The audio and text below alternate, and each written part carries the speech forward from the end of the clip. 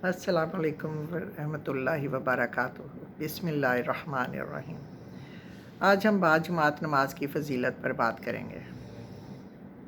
زمین سے لے کر آسمان تک کائنات کا ذرہ ذرہ خدائے بزرگ و برتر کے سامنے سرنگوں ہے۔ آسمان، زمین، چاند ستارے، دریا، پہاڑ، جنگل، چرند پرند، غرض سب اللہ کے سامنے سربسجود ہیں اور اس کے مقرر کردہ احکام و قوانین کی بے چون و چرا اطاعت کر رہے ہیں۔ یہی ان کی تسبیح اور نماز ہے۔ انسان کو تو اللہ تعالیٰ نے اشرف المخلوقات بنایا ہے، تو پھر وہ کیوں نہ اپنے رب خدا کی حمد و ثنا میں مصروف ہو کر اپنی اطاعت کا ثبوت پیش کرے۔ نماز سے مقصود دل کے خشوع و خضوع، توبہ و انابت، پشیمانی و شرمندگی، اطاعت و بندگی، خدا کی عظمت و کبریائی، اپنی عاجزی و درماندگی کا اظہار، دل و دماغ، نفس و روح میں پاکی اور طہارت پیدا کرنا ہے۔ اسی بنا پہ تنہائی کی فرض نمازوں سے جماعت کی نماز اور گھر کی نمازوں سے مسجد کی باجماعت نماز بہتر ہے۔ بخاری اور مسلم میں رسول اکرم صلی اللہ علیہ وآلہ وسلم نے فرمایا، جماعت کے ساتھ نماز پڑھنا اکیلے نماز پڑھنے سے 27 درجے زیادہ افضل ہے۔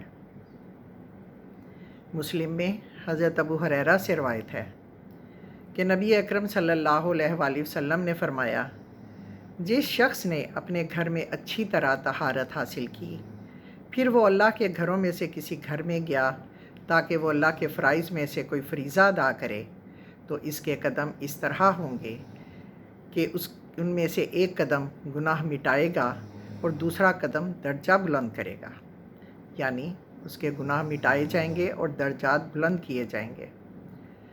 ابو داؤد میں حضرت بریدہ رضی اللہ تعالیٰ عنہ سے روایت ہے، رسول اللہ صلی اللہ علیہ وآلہ وسلم نے فرمایا، اندھیروں میں مسجدوں کی طرف چل کر آنے والوں کو قیامت کے دن کامل خوشخبری سنا دو، یعنی کامل روشنی کی خوشخبری سنا دو۔ باجماعت نماز اجتماعیت، صف بندی، اصلاح اخلاق، الفت و محبت، مساوات، اطاعت، باہمی ہمدردی اور غمخواری کا ذریعہ بنتی ہے۔ جماعت کے ساتھ نماز پڑھنے والوں پر خدا کی رحمت نازل ہوتی ہے۔ بالعموم جماعت کے ساتھ نماز پڑھنے میں شیطانی وسوسے کم پیدا ہوتے ہیں اور انسان کا تعلق اللہ سے مضبوط ہوتا ہے اور اللہ ان کی حفاظت کرتا ہے۔ ابو داؤد میں ابی دردہ سے رضی اللہ تعالیٰ عنہ سے روایت ہے، جس کسی بستی یا گاؤں میں 3 مسلمان ہوں اور وہاں جماعت کے ساتھ نماز نہ پڑھی جائے تو ان پر شیطان غلبہ پا لیتا ہے۔ تو نماز پڑھنے کو اپنے اوپر لازم کر لے، کیونکہ بھیڑیا صرف اس بکری کو کھاتا ہے جو اپنے چرواہے سے دور اور اپنے گلے سے دور ہو جاتی ہے۔ حضرت صلی اللہ علیہ وآلہ وسلم صفوف کی درستی پر بہت زور دیتے تھے اور فرماتے تھے کہ جب تک تم خوب مل کر کھڑے نہ ہوگے تو تمہارے دل آپس میں نہیں ملیں گے۔ بخاری میں ایک روایت ہے کہ صفوں کو درست کرنا نماز کو قائم کرنے کا ایک حصہ ہے۔ تمام مسلمان جب مسجد میں دن میں 5 دفعہ جمع ہوں گے اور باہم ایک دوسرے سے ملیں گے تو ان کی بیگانگی دور ہوگی، آپس میں محبت اور الفت پیدا ہوگی۔ اس طرح وہ ایک دوسرے کا دکھ درد آپس میں بانٹ سکتے ہیں۔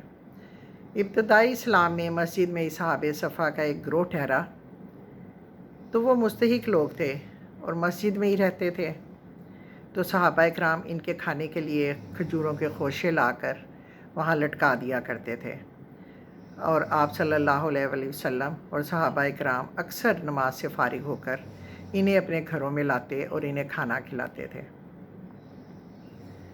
بخاری اور مسلم میں حضرت جابر رضی اللہ تعالیٰ عنہ سے روایت ہے کہ مسجد نبوی کے ارد گرد کچھ جگہیں خالی ہوئیں تو بنو سلمہ قبیلے نے مسجد کے قریب منتقل ہونا چاہا۔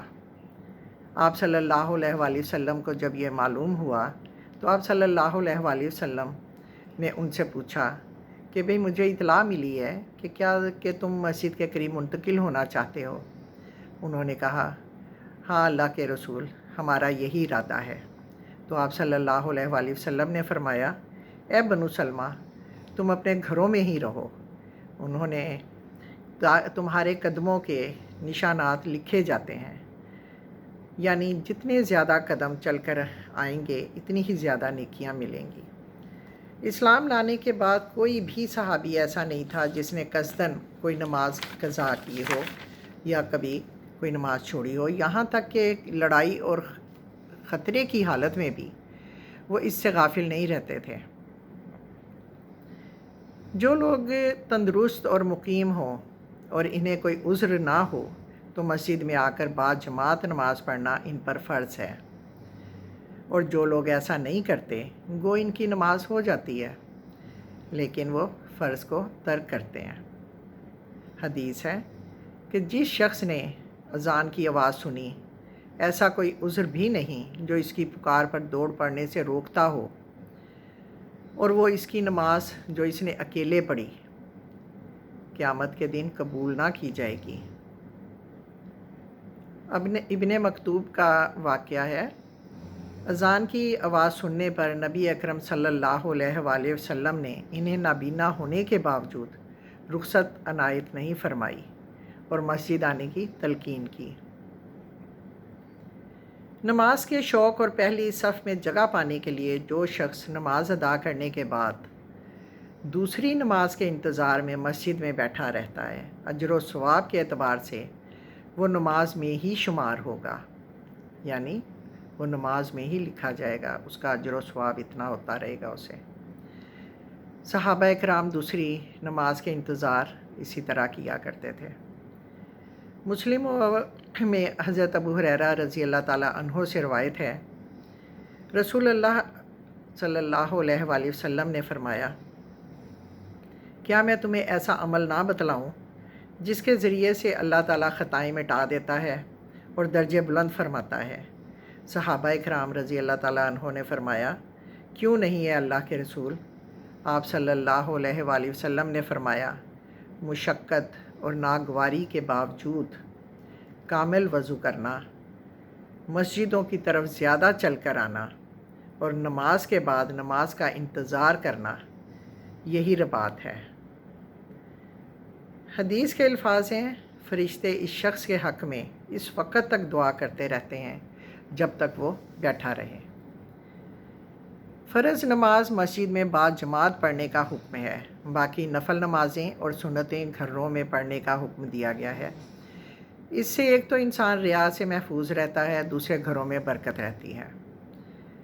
حضرت ابن عمر رضی اللہ تعالیٰ عنہ سے روایت ہے کہ آپ صلی اللہ علیہ وآلہ وسلم نے فرمایا، جب تم میں سے کوئی شخص اپنی نماز مسجد میں ادا کرے تو اسے چاہیے کہ اپنی نماز کا کچھ حصہ اپنے گھر کے لیے بھی رکھے، اس لیے کہ اللہ تعالیٰ اس کے گھر میں اس کی نماز کی ادائیگی سے خیر و برکت عطا فرمائے گا۔ قیامت کے دن کامل وضو کرنے کی وجہ سے مومنوں کی پیشانیاں اور ہاتھ پاؤں روشن ہوں گے، اور وہ پل صراط کی خوفناک اور کٹھن گھاٹیوں میں اس نور کی روشنی میں اپنا راستہ پا لیں گے۔ ابن عمر رضی اللہ تعالیٰ عنہ سے روایت ہے کہ ایک دفعہ وہ بازار میں تھے، نماز کی تکبیر ہوئی، دیکھا کہ صحابہ نے فوراً دکانیں بند کر دیں اور مسجد میں داخل ہو گئے۔ ابھی بھی سعودیہ اور کئی دوسرے ممالک میں ایسا ہی ہوتا ہے۔ کھیتی باڑی ہو، تجارت ہو یا محنت مزدوری ہو، ایک اچھے مسلمان کو کوئی بھی چیز اللہ کی یاد سے غافل نہیں کر سکتی۔ فی امان اللہ۔